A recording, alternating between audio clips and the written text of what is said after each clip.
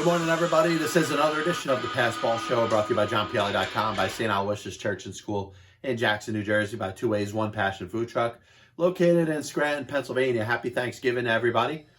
I'm going to try a different type of show today. We're going to do a theme show. We're going to spend just about the entire time talking about Thanksgiving and sports history. So we're going to talk about Thanksgiving Day games. We're going to talk about Turkey Stearnes. We're going to talk about some of the top college football games, a little bit about the Lions and the Cowboys. And if we have time, we're going to touch on the top 10 NFL head coaches in the history of the sport, or pro football head coaches, the top 10 pro football head coaches in the history of pro football. So obviously a special day for everybody, a day to be thankful, a day to sit and be around your loved ones. And we'll try to get the podcast up so if anybody could listen to it and just, take the time to cherish those that are around you, your family. If you're fortunate enough to have your entire family or the majority of your family here with you, be thankful for it, be grateful for it, and spend some time maybe talking about those family members that maybe are no longer with you and share some great memories, but also create some new memories. So one of the things that sticks out or stands out when it comes to Thanksgiving Day is pro football. And, there's been Thanksgiving Day games forever, really since the inception. Since 1920, there's been pro football games played on Thanksgiving. And if you think of some of the best ones, the biggest games to ever happen in history, you think of Peyton Manning. And in 2004, he goes out there, he throws 6 touchdown passes in a win against Detroit. You think of Earl Campbell running for almost, almost 200 yards, 195 yards, 3 touchdowns in 1979 in a win against Dallas. You can think of the butt fumble game if you want. Mark Sanchez, obviously, the ball, gets dislodged from him as he makes contact with the behind of his center. That happened on Thanksgiving Day. And how about 1974? Clint Longley comes in relief of the great Roger Staubach. The team trailing the Redskins 16-3, throws for over 200 yards and a couple touchdowns, leads the Dallas Cowboys to a 24-23 win. Speaking of Dallas, it's hard to forget 1993. That's the Leon Lett game. The game in which it looked like the Dallas Cowboys were going to win. Field goal in the snow, obviously snowy and icy conditions. And in Dallas, the ball gets kicked, it's blocked. Looks like the game's going to be over and the Dallas Cowboys are going to win. But, in comes Leon Lett, bumbling, rumbling, and stumbling down the field. Falls on the ball, tries to fall on the ball, ends up booting it out. And the Dolphins get another chance to kick a field goal, end up winning the game. Of course, Leon Lett, has that run in the Super Bowl where he's about to go score a touchdown. He slows up, and Steve Tasker ends up getting him. So two kind of boneheaded plays that Leon Lett ends up being remembered for. The second one, of course, happening on Thanksgiving Day. There's the winless Lions of 2007, which we'll talk about the Lions in a little bit. 2008. They're going out there, and there was actually a little bit of a brushback. There is a little outrage where generic and general football fans are tired of seeing the Detroit Lions play football on Monday night, on Thanksgiving Day. And it's obviously a franchise that is known for losing a lot of games, but in this particular season in 2008, the winless Lions, on their way to a 0-16 season, end up getting destroyed by the Tennessee Titans 47-10. And there continues to be talk about maybe the Lions shouldn't be playing on Thanksgiving Day anymore. Couple interesting things. We know when we try to think of the history of Thanksgiving Day, and I'd be remiss if I didn't mention Randy Moss's big day. His coming out party happened on Thanksgiving Day. That was 1998. Randy Moss catches 3 balls, 163 yards, all touchdowns in a victory against the Dallas Cowboys. But two teams are so synonymous in this day and age in playing football on Thanksgiving. One of them is the Detroit Lions that actually go back to 1934. And there is a couple odd things that happen here. 1934 is the first game that the Lions ever play on Thanksgiving Day. They don't play in 39 and 40. And 41 through 44, there's no Thanksgiving Day games because of World War II. So there is a little bit of a gap there, a 5-year gap in which the Lions, they play from 34 to 38, don't play in 39 and 40, and then there's no NFL games on Thanksgiving Day from 41 to 44 because of World War II. So the Lions, since 45, have played every single Thanksgiving Day. And they have a record that's a little bit better than you'd think. You think they have a losing record. They do, but it's not that bad.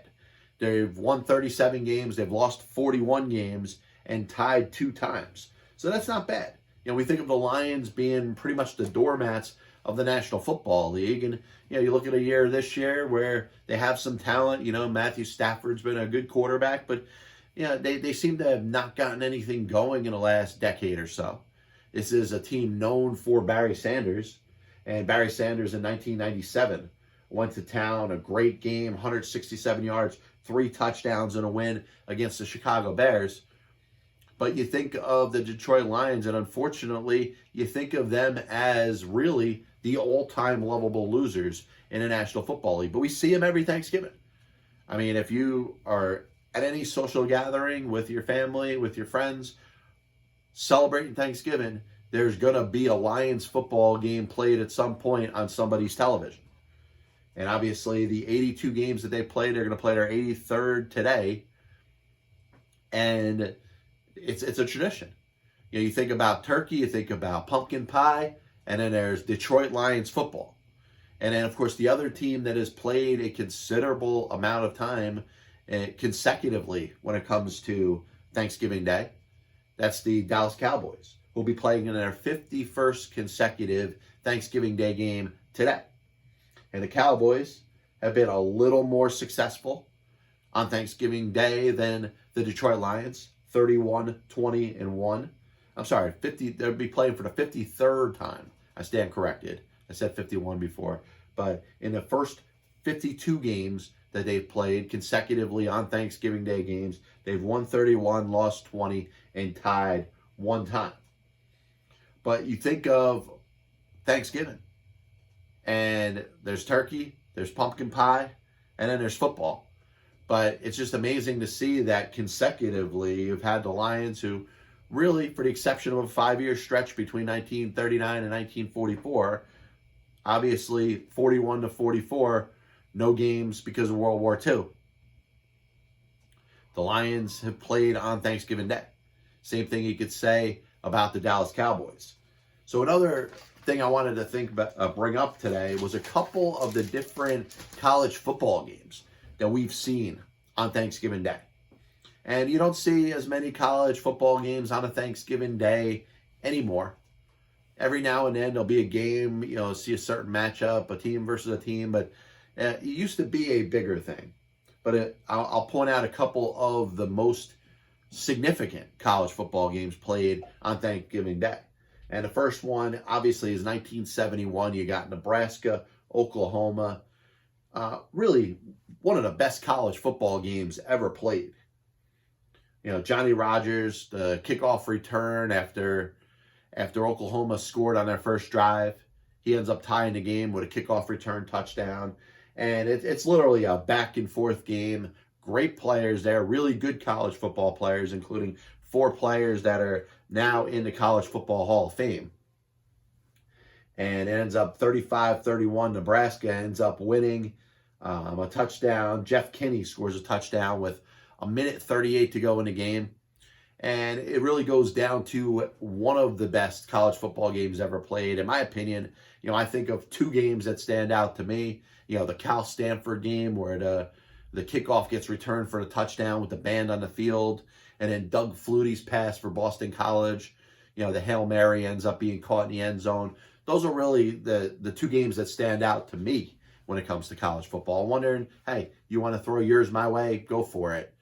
But really outside of that, you think of Nebraska, Oklahoma, Thanksgiving Day, 1971, 35-31, Nebraska ends up winning. Nebraska was number 1 at the time. Oklahoma was number 2 at the time. Nebraska ends up winning the national championship. Oklahoma wins their bowl game to end up finishing number 2 in the country. 1963, you had a good matchup between Texas and Texas A&M for the national championship. Texas ends up scoring within the last minute or so in a 15-13 win. That happened on Thanksgiving Day. Also, the same day, there was a game between Miami of Ohio and Cincinnati. Miami of Ohio ends up winning 21-19. The coach of Miami, Ohio was none other than the legendary Bo Schembechler. And that was his first ever game as a college football head coach. And the reason that this game stands out is, number one, it was played before the Texas A&M game. And also was the first sporting event that was held since the assassination of President Kennedy. So it was significant. It happened on Thanksgiving Day, and obviously the assassination had happened a little bit before that. But sports got back on its feet. The first sporting event happened to be on 1963 Thanksgiving Day, and it turned out to be a Miami, Ohio victory over Cincinnati. A couple other games stand out to me. Now, if you think of it, if you are a diehard college football fan, you'll think of the Ivy League schools and their impact on the sport. Now, I'm not going to get all nerdy with you. I'm not going to talk about the 19th century college football. But if you go back to them, you think of Princeton and Penn and Cornell and all the Ivy League schools and how great they were, Harvard and Yale. You really talk about a college football, that was pretty much the SEC of 2020, or the ACC of the last couple decades. Ivy League was where college football was played, and some of the best college football was ever played at that time. But I'm going to jump into DeLorean and go up a little further and talk about 1922 Cornell-Penn for the national championship. A high-powered Cornell offense, which has set a record for the most average yards per game and most total yards in a season at that point, ends up scoring 9 points against a Penn team that was known for one of the best defenses at the time. And Cornell ends up winning 9-0. But you think about how dominant that offense was, and really a solid played game in 1922. Penn gets its revenge 25 years later on Thanksgiving Day and avenges the national championship loss to Cornell, winning 21-0. Chuck Bednarik goes to town, completes an undefeated season for Pennsylvania that year. And the last game I wanted to talk about was Oklahoma, Nebraska in 1972. Nebraska ends up dropping this game 17-14, and it stands out because it's legendary coach Bob Devaney's final game as a head football coach. His offensive coordinator is some dude by the name of Tom Osborne, who ends up taking over that team and becomes a legendary Hall of Fame, College Football Hall of Fame head coach in his own right. So we continue the theme of Thanksgiving. We talked about football, some of the greatest football games on Thanksgiving Day. We talked about the Lions and the Cowboys and their tradition. We talked about some college football games that have been played on Thanksgiving Day. But I think of a player that played baseball and his nickname was Turkey. And in fact, that became just about his legally accepted first name. And there was an outfielder that played in the Negro Leagues. He played left field. His name was Turkey Stearnes. And why not think of Turkey on Thanksgiving? And it's me being the sports fan and the nerd that I am. I think of Thanksgiving, I think of Turkey, and I think of Turkey Stearnes. And I bring up a couple reasons of why it's important to talk about Turkey Stearnes. Not just on Thanksgiving, but when it comes to the history of Major League Baseball. This was one of the better power hitters that the game of baseball had ever seen. Obviously, he was held back from playing in the major leagues because of his race, so he starred in the Negro Leagues. You're talking about a guy that hit 176 home runs in his Negro Leagues career. That's the most that has been recorded from any player that has ever played. Now, Josh Gibson played in a lot of other different games that didn't necessarily have box scores. You think of Josh Gibson and you say that maybe he was the best or the greatest power hitter in the history of the Negro Leagues. Now, based off of total home runs, I look at Turkey Stearnes. He was a feared hitter for his career in the Negro Leagues. He hit over 400 3 times. He was a 7-time home run champion. He hit 344 for his career, obviously unofficially, and had a 621 slugging percentage. And when I think of the greatest offensive position players to ever play, I have to include him in my top 100. In fact, he's one of 5 Negro Leagues players that I include in my top 100 all time when it comes to the offensive position players to ever play baseball. The book, it's on its way, it's coming out. Some deep analysis and really a lot of explaining of where I'm coming from when I rank the top 100 offensive position players to ever play baseball. But real quick, the top 5 Negro Leagues players and 5 Negro Leagues players that are in my top 100 are Josh Gibson at number 9, Oscar Charleston at number 19, Buck Leonard at number 37, Turkey Stearnes at number 69, and Chino Smith at number 78. A little bit of a recap of the show up to the point. We're talking about Thanksgiving Day, the history, as it comes to professional sports. Obviously, you think of turkey, you think of pumpkin pie, and you think of pro football. Obviously, the Detroit Lions, who go back to the year of 1934, playing in their first Thanksgiving Day game. They played up to 38, didn't play in 39 and 40. There was no football played on Thanksgiving Day from 1941 to 1944. And then they've played on Thanksgiving Day from 1945 since. The Dallas Cowboys have played every Thanksgiving Day since 1966. We talked about some of the greatest moments, whether it's Hall of Famers Earl Campbell, Randy Moss, Barry Sanders, Peyton Manning, having their days. You look at the butt fumble, if you want to talk about that. Clint Longley leading the Dallas Cowboys in relief of Roger Staubach, down 16-3. They end up winning 24-23. You could think of Leon Lett slipping and sliding in the snow after the famous blocked field goal that should have preserved the victory for the Dallas Cowboys in 1993. Then you think of some of the great college football games that have ever been played. The 1971 game between Nebraska and Oklahoma will go down in history as one of the greatest games ever played. And obviously that happened on Thanksgiving. We talked about Turkey Stearnes. Just a dominant offensive baseball player. He's pretty good all around. Bill James ranks him in, I think, his top 25 amongst all-around baseball players to ever play. And my list is different because I focus so solely on offense. But I rank Turkey Stearnes as number 69 as far as the top 100 offensive position players to ever play. So I promised if I had a little time that I was going to go over the top pro football head coaches in the history of the game. And I think it's a good debate. We could bring out a ton of different coaches that have dominated the sport. You could talk about some more contemporary coaches, such as a Sean Payton, a Pete Carroll, and maybe even some up-and-comers. You look at like a Joe Judge with the Giants. Maybe he's starting what could be a great career. You look at Brian Flores with the Miami Dolphins and what he's done with a team that doesn't seem to have a ton of talent, was rebuilding, was looking to stockpile some draft picks. And, this may be somebody that's going to be there for a long time. Maybe he goes and he wins a couple Super Bowls. Obviously, it's too early to throw coaches like that in there. Sean Payton's been around for a while. I think he's going to be a Hall of Fame head coach.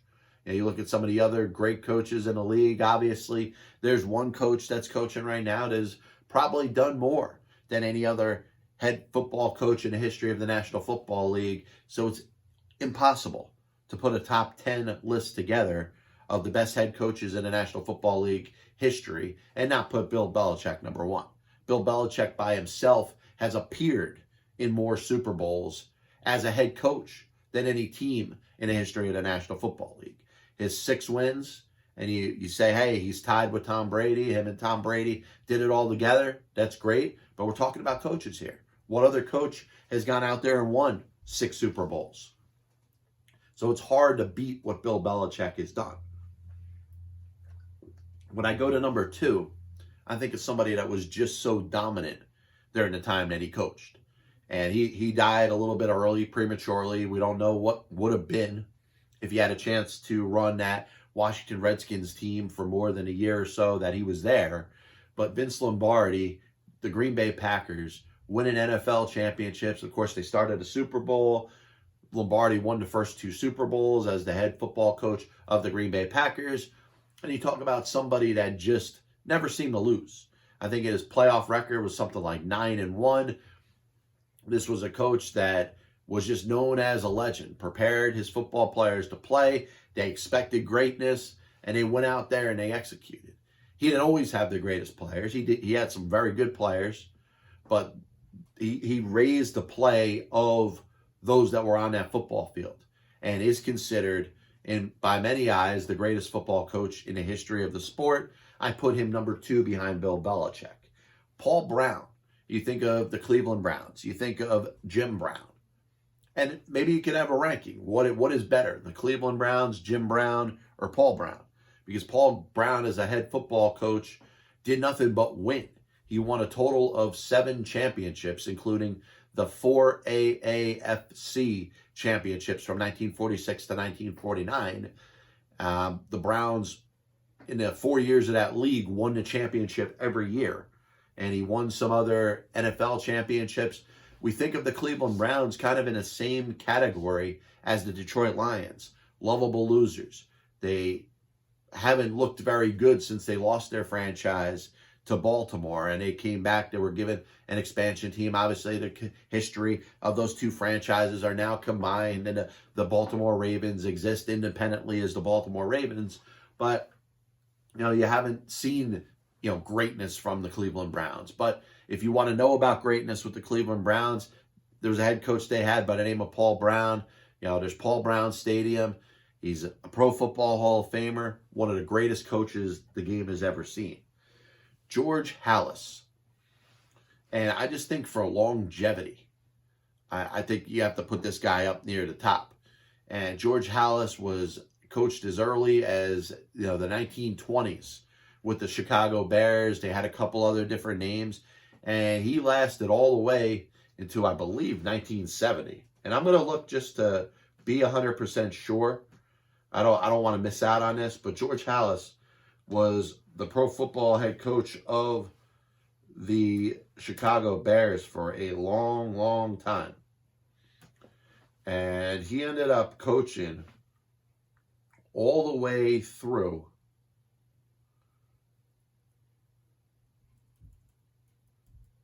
1972 or 70?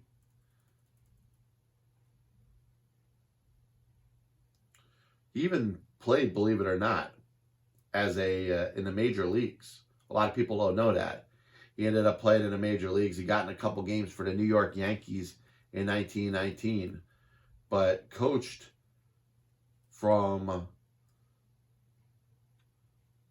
all the way through 1983 as an executive, coached through 67. So 1920 to 1967. Just imagine. You're talking about the Connie Mack of pro football head coaches. Connie Mack, of course, got ownership. Same thing with George Halas. That's how they end up, coaching as long as they wanted to. And, you think about Tom Landry, who ends up on this list or on my list. And if he had gained ownership with the Dallas Cowboys, maybe he could have gone out on his own terms. But George Halas, I just think of his dominance and just being around so long. And then I go to Don Shula, undefeated head coach in the 1972 season. The only time a team ever finished undefeated. Won a couple Super Bowls. Stayed with the Miami Dolphins forever, but before that was a great football head coach for the Baltimore Colts. And there's Chuck Noll, Bill Walsh, Hank Stram, Tom Landry, Bill Parcells. I think of a Sean Payton maybe on the outside looking in. I also think of great football head coaches such as Jimmy Johnson, Bill Cowher. But when I'm trying to close this and say, hey, here's my top 10, mine's Belichick, Lombardi, Brown, Hallis, Shula, Noll, Walsh, Schramm, Landry, Parcells. I'll post this. You tell me what yours is. Be a nice discussion to have on Thanksgiving Day. Once again, happy Thanksgiving, everybody. Please make sure that you value the time that you have with your loved ones. If you're lucky enough to have as many, if not all, of your family members still around and gathered and together with you, just be thankful, be grateful, enjoy the time. Happy Thanksgiving. God bless you. And as always, I'll see you on the other side.